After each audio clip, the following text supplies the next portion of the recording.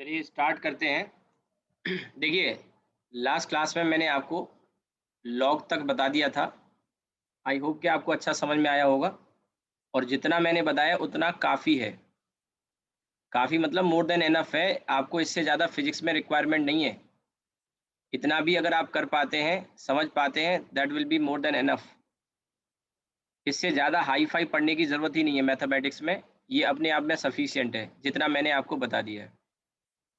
ठीक है?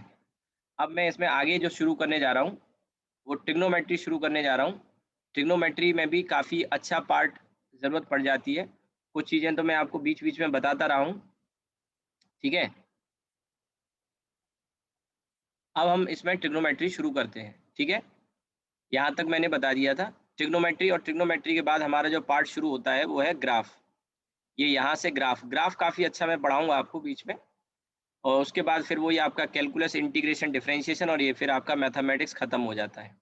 तो इतनी चीज़ें अगर आप सीख लोगे तो यकीन मानिए आपको काफ़ी कॉन्फिडेंस आएगा और बस सीखते जाइए, प्रैक्टिस करते जाइए, जो भी आपके पास सोर्स है।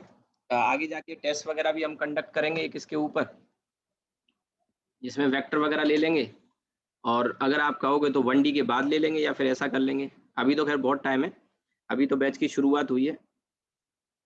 तो देखिए इसमें ट्रिग्नोमेट्री, वैसे तो आप जानते हो ट्राई यानी कि 3 और गॉन मतलब यहाँ एंगल, मेट्री मतलब मेजरमेंट यानी 3 एंगल का मेजरमेंट होता है और उसी के लिए और इसमें भी जो ट्रायंगल है वो ट्रायंगल कोई भी ऑर्डिनरी ट्रायंगल नहीं, राइट एंगल ट्रायंगल होगा। तो राइट एंगल ट्रायंगल जैसे आप यहाँ पे देख रहे हैं ये वाला बना हुआ है। इस राइट एंगल ट्रायंगल में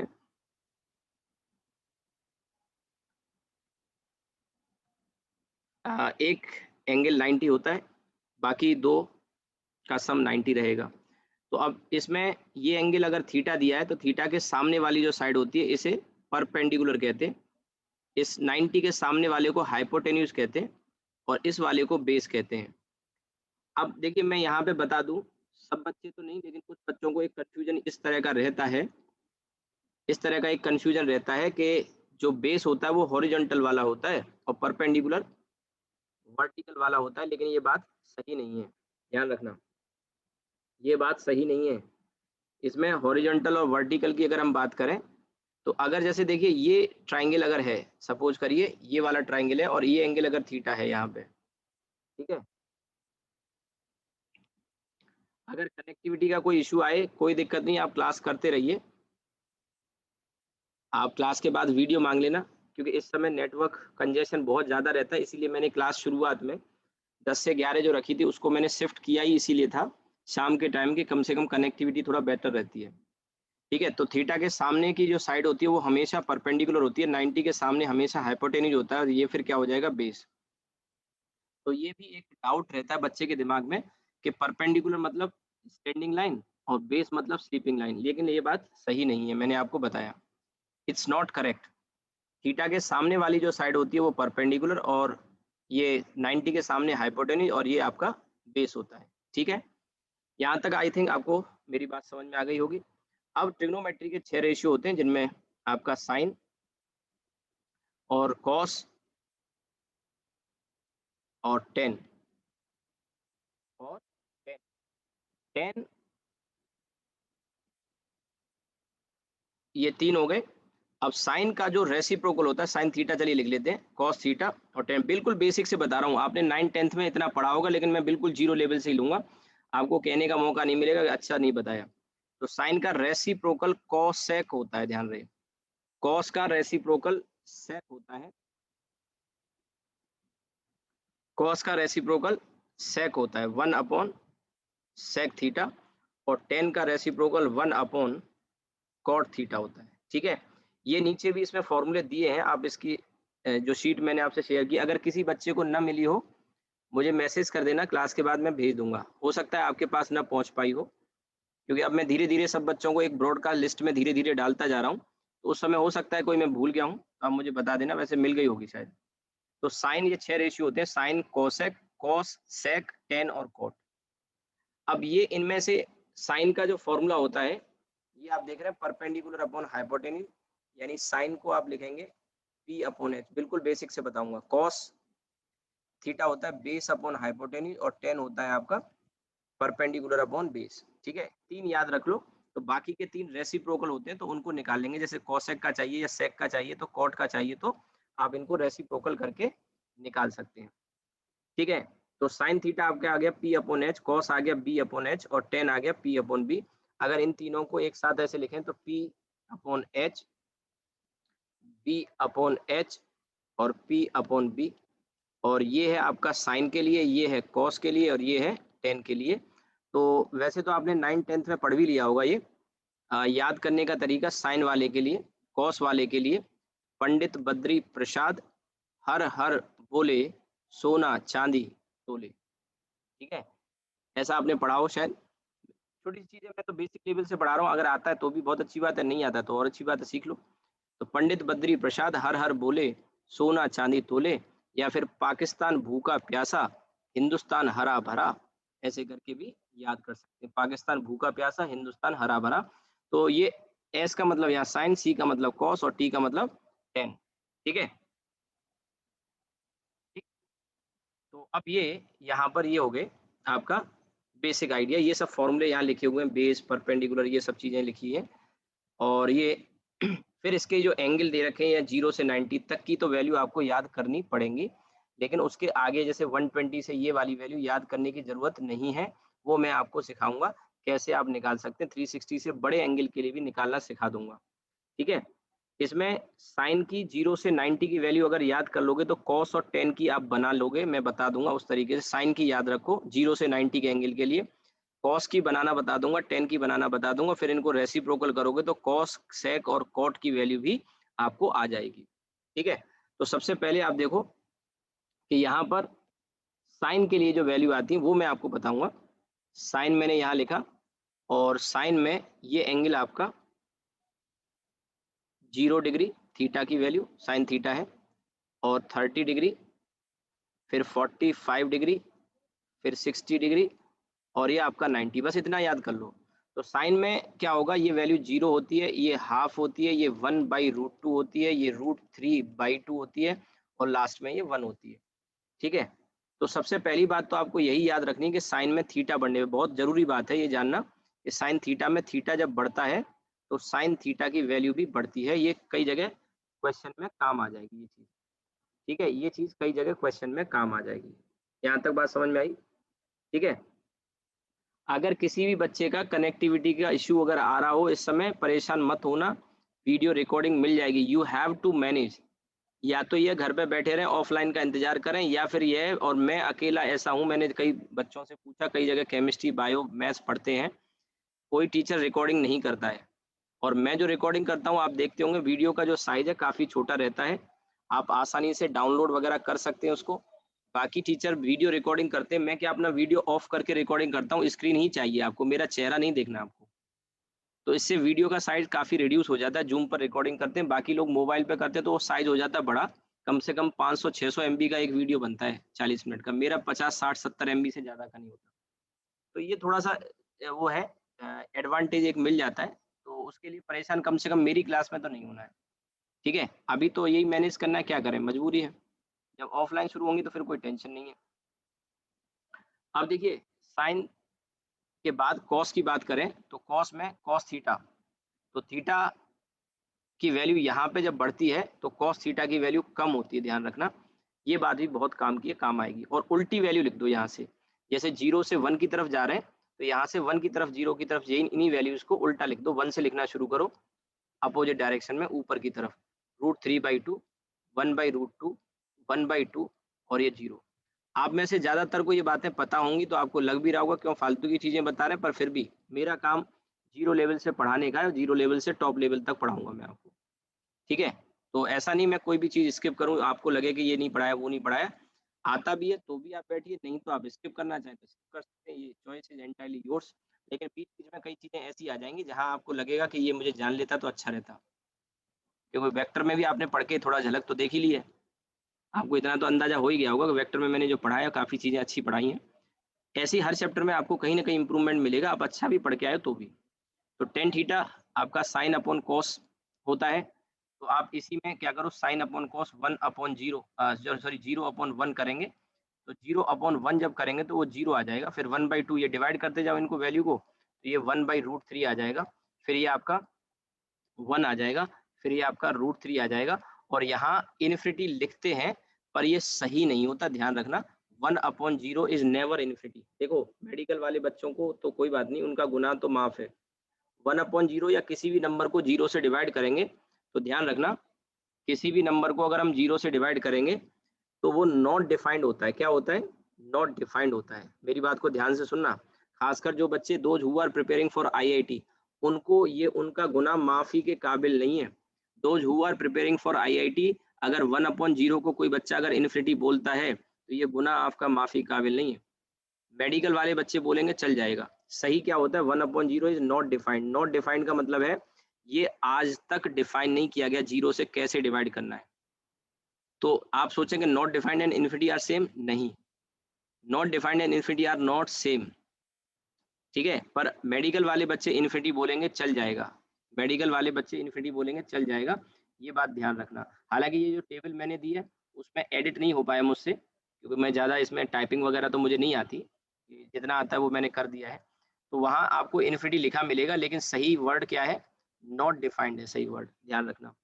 मेडिकल में चलेगा, फिजिक्स में इवन मैं भी आपको बता जरूर रहा हूँ, लेकिन जहाँ जहाँ मुझे जरूरत लगेगी वहाँ वहाँ मैं आपको बता के चलूंगा, ठीक है। ये सब चीजें सिखा के चलूंगा, नॉट डिफाइंड वाली जो भी चीजें बताऊंगा जरूर, सारी चीजें डिटेल में, ठीक है। सो यहाँ तक आपको समझ में आ गई बात। अब देखिए इसके बाद आगे बढ़ते हैं। ये तो 3 चीजें हो गई। अब इसके बाद साइन पता लग गया, कॉस पता लग गया, टेन पता लग गया, तो इनके रेसिप्रोकल तो आप निकाल ही लोगे। साइन का रेसिप्रोकल कोसेक होता है, याद करने की जरूरत नहीं है। जहां अगर कोसेक की वैल्यू दे रखी हो, मतलब पूछी हो, तो आप उसको 1/sin थीटा उल्टा लिख लेना, साइन की वैल्यू रखो, आंसर आ जाएगा। ऐसे ही कॉस से सेक की वैल्यू निकल आएगी अगर कभी जरूरत पड़े तो, और टेन से कॉट की निकल आएगी जरूरत पड़े तो, ठीक है। केवल 90 तक की वैल्यू आप याद करो, वो भी साइन में, मैंने कहा साइन में याद कर लो, बाकी की निकल आएंगी। एक पार्ट तो ये कंप्लीट हुआ, ठीक है। इसके बाद देखिए आगे बढ़ते हैं।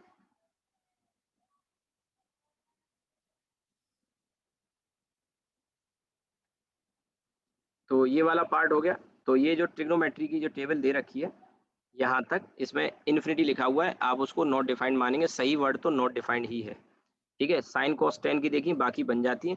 इसमें आप नीचे देखो, ये जो वैल्यू दे रखी है, ये साइन थीटा टेन थीटा है, साइन अपॉन कॉस। सबसे नीचे देखिए कॉसेक है 1/sin theta, sec theta 1/cos theta, cot theta 1/tan theta. ये चीजें आप जानते हो पहले से, ठीक है, ये सब चीजें आप जानते हैं पहले से। अब इसके बाद में देखिए,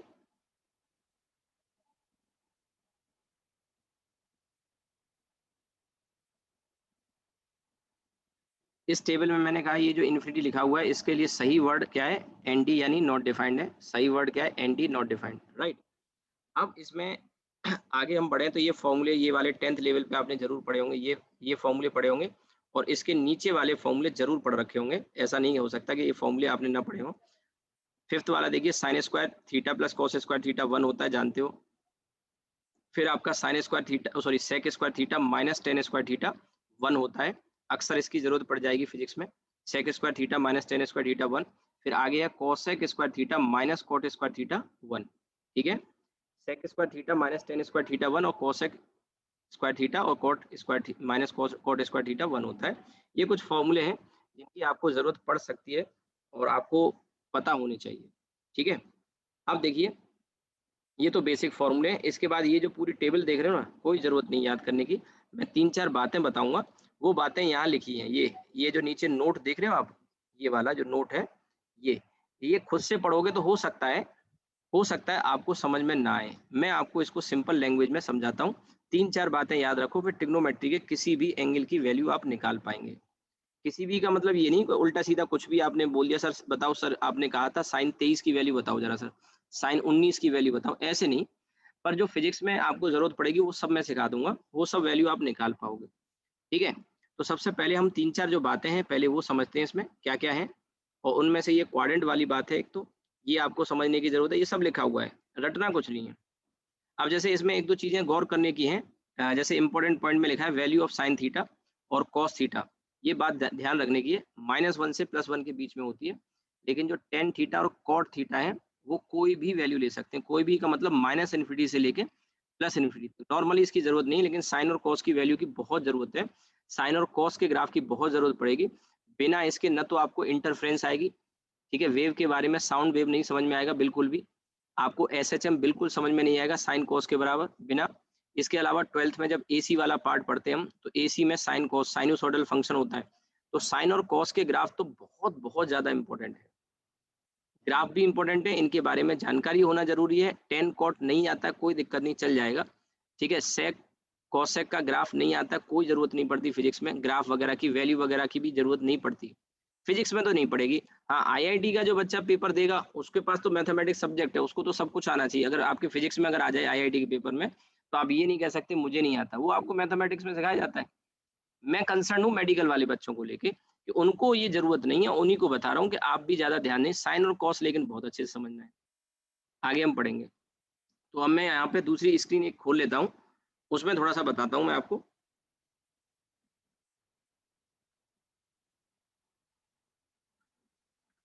तो एक तो मैंने कहा कि साइन और कॉस, इनकी जो वैल्यू है, ध्यान रखना, -1 से +1 के बीच में होती है, और ये दोनों दोनों वैल्यू -1 और +1 शामिल हैं इसमें, यानी -1 भी इंक्लूडेड है और +1 भी है, ठीक है। तो इस रेंज में वैल्यू आएगी, चाहे एंगल थीटा कुछ भी हो, ध्यान रखना कुछ भी हो, साइन और कॉस की वैल्यू कभी इसके बाहर नहीं जाएगी, और यही सबसे इंपॉर्टेंट है बात जानने वाली, क्योंकि हमें फिजिक्स में इसी की जरूरत पड़ेगी।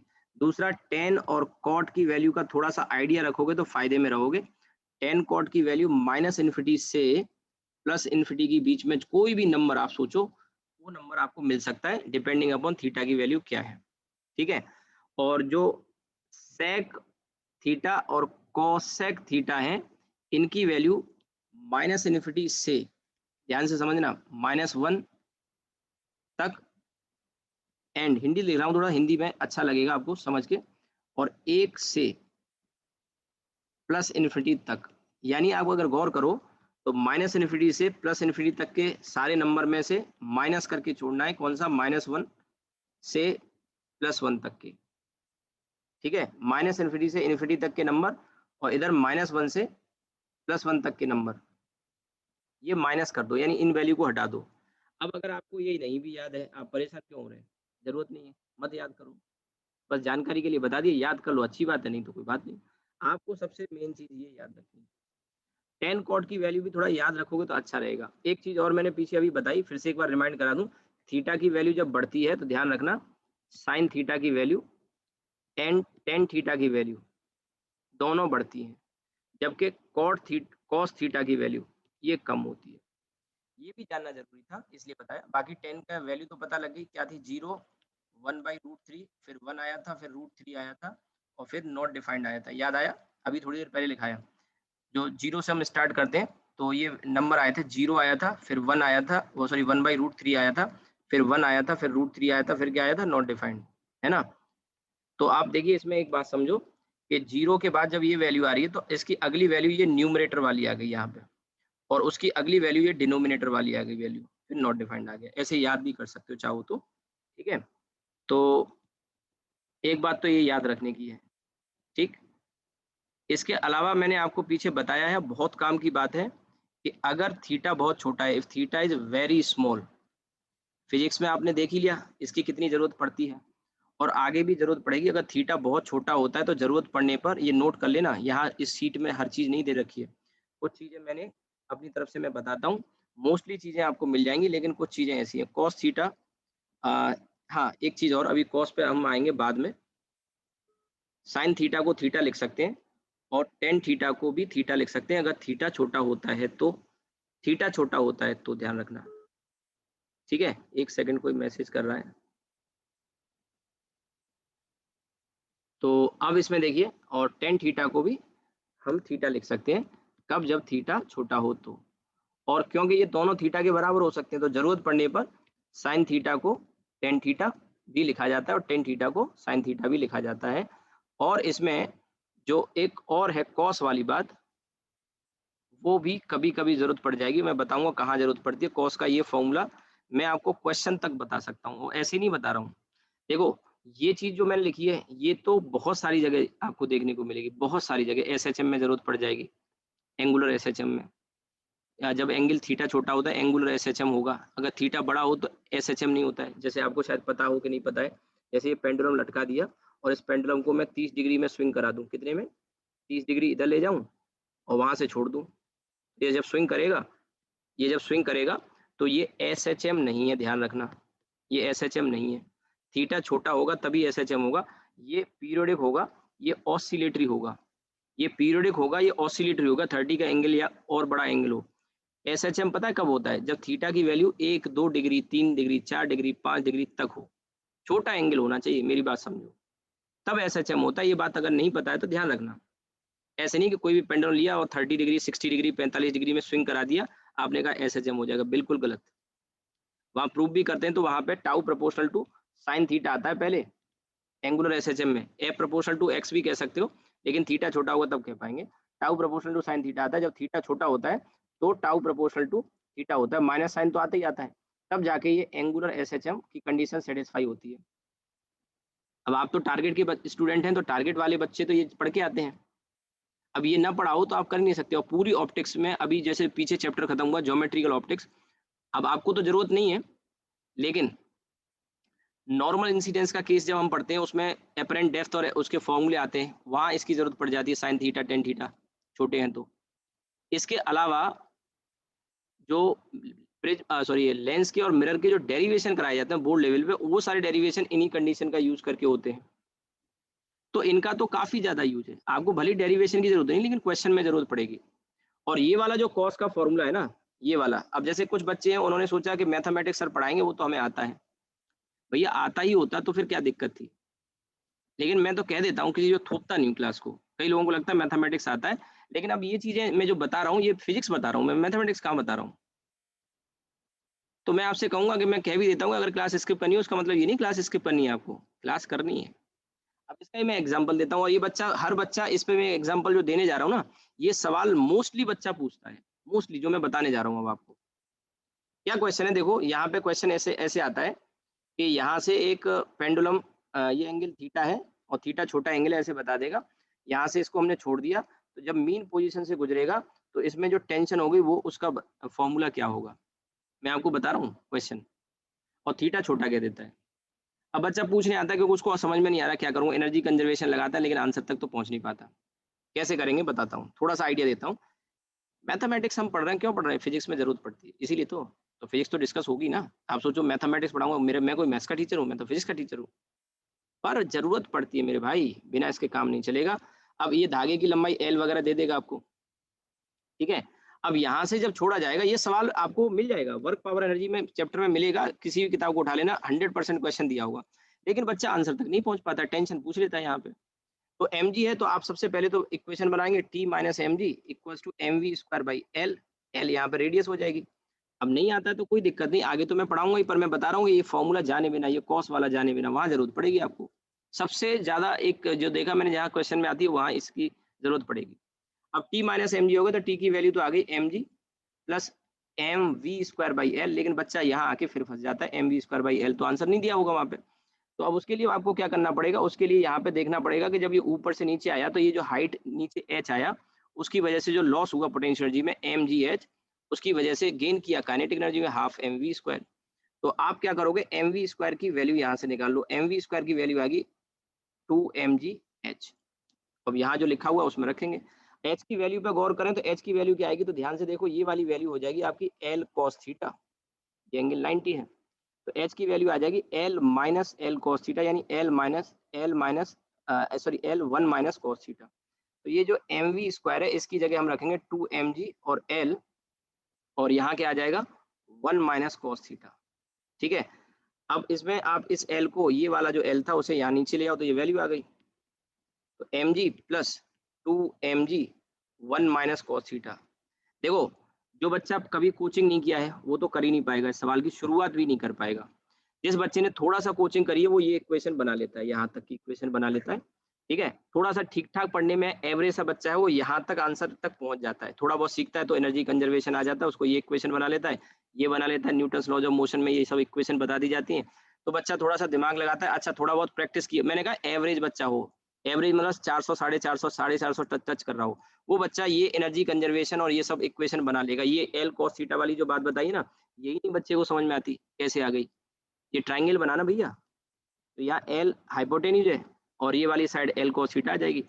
अब लेकिन प्रैक्टिस जब करता है ना, तो 2-4 बार आता है तो तुरंत बोलना शुरू कर देता है L cos theta, L cos theta, बच्चे को याद आ सर ये तो एल कॉस थीटा हो जाएगा, आगे बढ़िए। यहाँ तक एवरेज बच्चा जो 450 टच कर रहा है वो पहुंच जाता है, यहाँ तक भी वैल्यू रख के पहुंच जाएगा, लेकिन आंसर मैच नहीं करता है, फिर परेशान हो जाता है, फिर आता है मेरे पास कि सर वो क्वेश्चन देखा, वो सर आंसर ही मैच नहीं कर रहा, उसमें तो आंसर ही नहीं है। क्यों नहीं है? क्योंकि मैथमेटिक्स की क्लास ढंग से करी नहीं, क्वेश्चन में कहा था थीटा छोटा 1-2 डिग्री दे देगा, तो ये वाली वैल्यू आपको क्या करनी पड़ेगी, सब्स्टिट्यूट करनी पड़ेगी। आई बात को समझ में? इसीलिए बताया, जो बच्चा मैथमेटिक्स नहीं पढ़ना चाहता है और वो जो आज क्लास नहीं कर रहा है, वो आगे भी परेशानी में रहेगा। मैं ये मानता हूँ ठीक है, आज दिक्कत होगी, नेटवर्क की दिक्कत होगी, लेकिन ये सोच लेना कि मुझे मैथमेटिक्स आता है, ये बेवकूफ़ी है। ये बेवकूफ़ी है। कॉन्फिडेंस अच्छी बात है, ओवर कॉन्फिडेंस अच्छी बात नहीं है। मैं तो हर बच्चे से कहता हूँ, और मेरा पढ़ाया हुआ बच्चा अगर ढंग से मेहनत कर ले 150, 160, 65 तो आराम से टच करेगा, आराम से। 150 बोल रहा हूँ मैं, 120 नहीं, 120 पे सिलेक्शन होने की संभावना बन जाती है फिजिक्स में। मैं कह रहा हूँ एवरेज बच्चा भी ढंग से मेहनत करेगा, 150 टच करेगा, नॉर्मल करेगा, जहाँ थोड़ा सा मेरिटोरियस हुआ 165, 160 को हिट करेगा। आप देखिए ये वैल्यू कॉस थीटा की हमने रखी, लेकिन कंडीशन क्या है, थीटा छोटा है, थीटा इज वेरी स्मॉल, ये कहा होगा क्वेश्चन में। और अगर ये आंसर मैच नहीं कर रहा है, समझ जाना ऐसा आंसर, अभी मैं इसको ओपन कर रहा हूँ, तो ये आपका आएगा mg, और ये अच्छा 1 से 1 कट जाएगा, माइनस और माइनस प्लस हो जाएगा, तो 2mg, और ये थीटा स्क्वायर बाई 2, 2 से 2 कट गया, तो आपको ये वाला आंसर वहाँ ऑप्शन में दिखाई देगा। अब बच्चा कभी सोच ही नहीं पाता कि थीटा स्क्वायर कहाँ से आएगा। आपको क्या लग रहा है मैं मैथमेटिक्स पढ़ा रहा हूँ आपको? बेटा मैथमेटिक्स नहीं, वो मैथमेटिक्स जो फिजिक्स में यूज होगी। आपको क्या लगा ट्रिग्नोमेट्री में 90 का एंगल बताऊंगा? 1090 की वैल्यू क्या होती है? कई बच्चे तो एग्जिट कर जाते हैं, अरे बेसिक पढ़ा रहे हैं। मैंने क्या बोला, क्लास मिस मत करिए। ग्राफ की तो मैंने तारीफ करी, लेकिन मैं आपको बताऊंगा ना, आती है बहुत अच्छी बात है, कॉन्फिडेंस होना अच्छी बात है, और ओवर कॉन्फिडेंस नहीं। ठीक है, तो M G 1 plus theta square, ये आंसर वहां दिया होता है आपको याद। कई बच्चों को तो याद भी आ गया होगा, किया होगा क्वेश्चन, कई बच्चों ने किया होगा कि हाँ सर हमने किया था, जिन्होंने थोड़ा प्रैक्टिस वैक्टिस करी है। प्रॉब्लम क्या है कि प्रैक्टिस तो दूर की बात है, मैथमेटिक्स ही नहीं आता, इसीलिए बच्चा स्ट्रगल करता रहता है, स्ट्रगल करता रहता है 1 साल 2 साल। अच्छा इसमें कुछ बच्चे ऐसे हैं जिन्होंने फी वगैरह जमा कर चुके हैं, 10-10 हज़ार का इंस्टॉलमेंट जमा कर दिया, आज क्लास में गायब है, सुबह की भी गायब है, इसमें भी गायब है। और वो बच्चे हैं जो ये कहते हैं सर फिजिक्स में ही नंबर कम है। मैं कितने हैं? कि सर 40 नंबर है। मैंने कहा बेटा बहुत है। बोले नहीं सर बायो में मेरे अच्छे हैं। मैंने कितने हैं? कि 120। मैंने कहा बेटा फिजिक्स से भी बुरे हैं। बच्चे को क्या लगता है कि मेरे भाइयों में 120 नंबर है सर। गार्जियन आता है अपने पास, बोले सर ये फिजिक्स में बहुत कमजोर है बच्चा। मैंने कहा कितने नंबर है? कि सर 200 नंबर है, या 200 या 240 नंबर है। तो मैंने कहा कैसे कैसे हैं?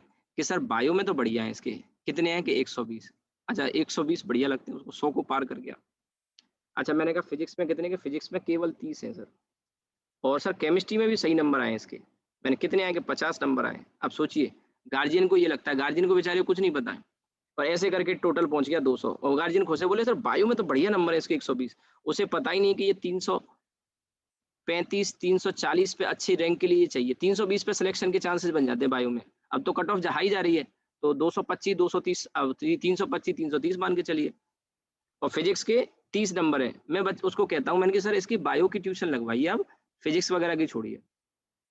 जिंदगी में कभी बायो 120 ला के सिलेक्शन में, कह रहा हूँ फिजिक्स में मैं इसको कितना भी इसको इंप्रूव कर दूं, तो भी जिंदगी में कभी सिलेक्शन नहीं होना है। आप भी जान रहे हो इस बात को।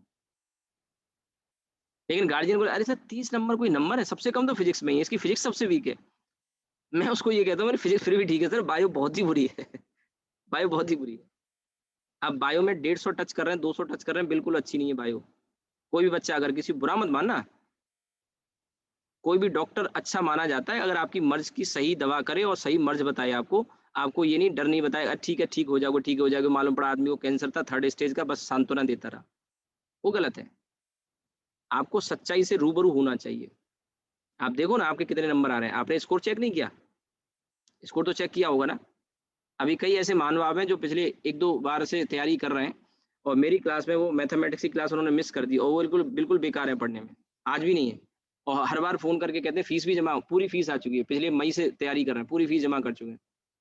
बोले सर वो मैथमेटिक्स वाला पार्ट थोड़ा वीक है, मैं करूँगा, करूँगा और 2-3 बार 3-4 बार वेक्टर पढ़ा दिया, मैथमेटिक्स पढ़ा दिया, फिर भी नहीं आते, कभी छुट्टी कर ली, कभी कुछ कर ली।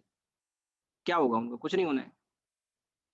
अरे भैया नहीं पढ़ना था तो फाइव फीस जमा कर दी। नहीं सर मैं आऊँगा, मैं आऊँगा। वो आज आज मेरी बहन का वो था सर एग्ज़ाम था। क्या मतलब है यार? तुम सीरियस ही नहीं हो बिल्कुल, कोई मज़ाक चल रहा है क्या? 15 लाख बच्चा बैठता है, थोड़ा सीरियस हो जाओ। घर की सारी ज़िम्मेदारी तुमने ले रखी है क्या? आज मेरा नेटवर्क नहीं था, चलो ठीक है नेटवर्क का इश्यू भी मान लेंगे। तो ये आप अगर बायो में 200 भी टच कर रहे हैं ना, कम है भैया, ठीक है? फिज़िक्स में तो मैं आपके पहुँचा दूँगा 30 के 120 कर दूँगा मैं, अगर आप सीरियसली पढ़ोगे तो। लेकिन मेहनत तो बाकी सब्जेक्ट में भी करने की ज़रूरत है। मैं सिर्फ़ एग्ज़ाम्पल दे रहा हूँ, किसी को ये लगता है सर फिज़िक्स में केवल 30 है, सबसे कम तो फिज़िक्स में ही है, बात तो सही है। भाई कॉमन सेंस की बात है कि 120, 120, 50 और 30 में सबसे कौन छोटा नंबर कौन-सा? 30 है। 30 सबसे छोटा नंबर है, तो सबसे कम तो फिज़िक्स में है। लेकिन इतने बुरे नहीं है जितने बायो में बुरे हैं। ये केमिस्ट्री में भी 100-100 ठीक है, फिज़िक्स से तो केमिस्ट्री में बेटर ही है, 50 में अच्छी बात बताऊँगा। लेकिन अगर अब बायो आपको 120 अच्छे लग रहे हैं, तो मैं कहूँगा 120 बिल्कुल अच्छे नहीं है। ठीक है? बिल्कुल अच्छे नहीं है। बायो में 320 पे भी सिलेक्शन के चांसेस नहीं, कम से कम 200 नंबर बढ़ाने हैं, फिज़िक्स में तो 100 बढ़ाने हैं।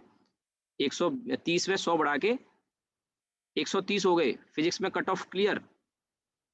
बायो में 320 पे क्लियर होने के चांसेस नहीं है। 320 तो टच करना है, 300 भी जा रहे हो तो 300 पे जाने के चांसेस कम हैं। लास्ट ईयर एक बच्चा सेलेक्ट हुआ एसएन में हृदयेश करके, आप जानते होंगे जो बच्चे पढ़े होंगे हृदयेश पालीवाल, 11-12 मुझसे पढ़ा, फिर 12th के बाद 1 साल कोचिंग करी। फिज़िक्स में 156 स्कोर था उसका, बायो में 290, 8000 रैंक आई, पढ़ने में बेहतरीन इंटेलिजेंट था, बेहतरीन, मैं उसकी तारीफ़ करता हूँ, अब आज भी करता हूँ और मेरा फेवरेट स्टूडेंट रहा है और इतनी बार समझाया उसको बच्चे को, नहीं बेटा तू थोड़ा बायो पे ध्यान दे कि सर इंटरेस्ट ही नहीं बन रहा है बायो में। अरे काहे नहीं बन जो बच्चा 156 फिज़िक्स में फोड़ रहा है, वो बायो में 290, 295, 95 शायद ऐसी मार्क्स थे। जबकि अगर वो वही अगर कम से कम 40 नंबर बढ़ा लेता, 340 के आस-पास जब फिज़िक्स में 156 कर सकता है, तो बायो में यार 340 कोई बड़ा स्कोर नहीं है। यार 40-45 नंबर पे उसकी रैंक 8000 आई थी, वही रैंक उसकी 2 ढाई हज़ार पे आ जाती। उसी के साथ की एक लड़की थी राम मनोहर लोहिया लखनऊ में एमबीबीएस कर रही है, निमिषा गुप्ता नाम है। तो मेरे कहने का मतलब है कि आपको फ़ोकस तो तीनों सब्जेक्ट पे करना पड़ेगा। वो आप जज कर लो कि कहाँ इस कितने पानी में और ये बताना मेरा काम भी है थोड़ा-सा। ये बात समझ में आ गई? ये क्वेश्चन अगर नहीं समझ में आया कोई दिक्कत नहीं, परेशान होने की ज़रूरत नहीं है। लेकिन ये अभी आपको क्या सीखना है? ये सीखना है। ये, यही सिखाने के लिए तो आज क्लास है ये। छुट्टी नहीं करनी है। छुट्टी तो करी है अब तक और क्या किया है? ये क्वेश्चन नहीं समझ में आया कोई दिक्कत नहीं है, अभी वर्क पावर एनर्जी आगे आएगा वहाँ पढ़ेंगे हम, हटाओ इसको, कोई ज़रूरत नहीं। अरे बहुत टाइम है। और मैंने आपको बताया ना आंसर बच्चा ढूँढता रहता है। औसत बच्चा यहाँ तक पहुँचता है लेकिन आंसर तक नहीं पहुँचता, ठीक है? तो ये ऐसी चीज़ें हैं जो आपको आनी ही चाहिए, ये वाली चीज़ें, ठीक है? बहुत काम की है। एसएचएम समझ में नहीं आएगा आपको अगर ये नहीं पता कि थीटा छोटा होता है, तो साइन थीटा को थीटा लिख लेते हैं, एसएचएम में प्रूव नहीं कर पाओगे, ठीक है? तो ये चीज़ें थोड़ा-सा जानने की ज़रूरत है। अब आते हैं हम 4 मेन बातें जो हम सीखेंगे और उनमें सबसे पहली बात किसी भी एंगल को निकाल पाओगे। पहला जो 4 क्वाड्रेंट होते हैं आप जानते ही हैं, पहला क्वाड्रेंट ये होता है, दूसरा ये होता है, तीसरा ये होता है और चौथा ये होता है। एक्चुअली इस सीक्वेंस में चलते हैं और ये कन्वेंशन परंपरा है जो चली आ रही है, ठीक है? परंपरा, प्रतिष्ठा, मोहब्बतें एक मूवी आई थी उसमें था डायलॉग। तो परंपरा प्रतिष्ठा जो चली आ रही है उसको तोड़ना नहीं है आपको, ठीक है? अमिताभ बच्चन नाराज़ हो जाएँगे नहीं तो। आपको ये सीक्वेंस ही फ़ॉलो करनी है। आप कहें सर ऐसे सेंस में क्यों नहीं कि बस चला आ रहा है बस, ठीक है, परंपरा प्रतिष्ठा है, बस चलन है, ऐसे चल रहे हैं। तो यहाँ से ये आपका जो एंगल है वो 0 से 90 तक होगा। ये फिर आपका एंगल 90 से 180 होगा। ये वाला एंगल आपका 180 से 270 होगा और ये वाला एंगल आपका 270 से 360 होगा, ठीक है? ये एंटी क्लॉकवाइज सेंस में अगर एंगल मेजर करते हैं एंटी क्लॉकवाइज सेंस में तो उसे पॉजिटिव लिया जाता है, ये परंपरा प्रतिष्ठा है। और क्लॉकवाइज सेंस में नेगेटिव लिया जाता है, ये परंपरा चली आ रही है, ध्यान रखना। यानी इस सेंस में अगर मेजर करते हैं तो ठीक है, पहली बात तो ये समझने की है। ठीक, दूसरी बात क्या, दूसरी बात इसमें ये, इसमें कुछ जानने का नहीं है, बस ये इतनी सी बात थी। दूसरी बात जो यहाँ से मेन शुरू होती है कि पहले क्वाड्रेंट में जब एंगल 0 से 90 की रेंज में होगा, 0 से 90 लिखा है ना, तो सारे के सारे ट्रिग्नोमेट्री के 6 रेशियो होते हैं, ऑल पॉजिटिव वैल्यू देते हैं। यानी 90 तक कोई भी एंगल किसी में भी रखो, sine cos tan cot sec cosec सब में पॉजिटिव मिलेगा। ऑल पॉजिटिव का मतलब all trigonometric ratio for 0 to 90 angle give the positive value, all positive. Second वाले क्वाड्रेंट में साइन और साइन का जो रेसिप्रोकल होता है कोसेक, ये दोनों पॉजिटिव वैल्यू देते हैं जब एंगल की वैल्यू 90 से 180 की रेंज में हो तो साइन और उसका रेसिप्रोकल पॉजिटिव वैल्यू देते हैं। बाकी बचे चार देंगे नेगेटिव वैल्यू, कब, जब एंगल 90 से बड़ा 180 से छोटा होगा। तो टेन कॉट सेक कोसेक चारों के चारों नेगेटिव वैल्यू देंगे, केवल साइन और उसका रेसिप्रोकल वो पॉजिटिव वैल्यू देंगे। फिर थर्ड क्वाड्रेंट में जब एंगल हमारा 180 से 270 की रेंज में जाने लगता है तो फिर 10 और 10 का रेसिप्रोकल कॉट ही पॉजिटिव वैल्यू देंगे और बाकी चारों के चारों नेगेटिव वैल्यू देंगे जब एंगल हमारा 180 से 270 की रेंज में होगा तब। और ये आखिरी जो क्वाड्रेंट है जिसमें एंगल 270 से लेके 360 की रेंज में आएगा, इसमें कॉस और कॉस का रेसिप्रोकल सेक ये पॉजिटिव वैल्यू देंगे। बाकी सब चारों के चारों 270 से 360 का एंगल अगर कुछ भी रखते हैं इस रेंज में तो वो नेगेटिव वैल्यू आनी है। ये बात ध्यान रखने की है। ये पहला पॉइंट तो वो मैंने एंटी क्लॉकवाइज क्लॉकवाइज बताया, ज्यादा इंपॉर्टेंट नहीं था, ये वाला पॉइंट इंपॉर्टेंट है। अभी ऐसे 2 पॉइंट और मैं बताने जा रहा हूँ, उसके बाद चीजें आसान हो जाएंगी। ठीक है, अगर मान लो एंटी क्लॉकवाइज सेंस में आप इधर आते हैं, इस क्वाड्रेंट में आते हैं, anti clockwise sorry clockwise sense में, एंटी क्लॉकवाइज तो ये हो गया, ये एंटी क्लॉकवाइज और ये क्लॉकवाइज। तो क्लॉकवाइज में सपोज 30 डिग्री चले, मेरी बात ध्यान से सुनो, क्लॉकवाइज में 30 डिग्री चले तो फोर्थ क्वाड्रेंट में आप आ गए, यानी कि अगर कॉस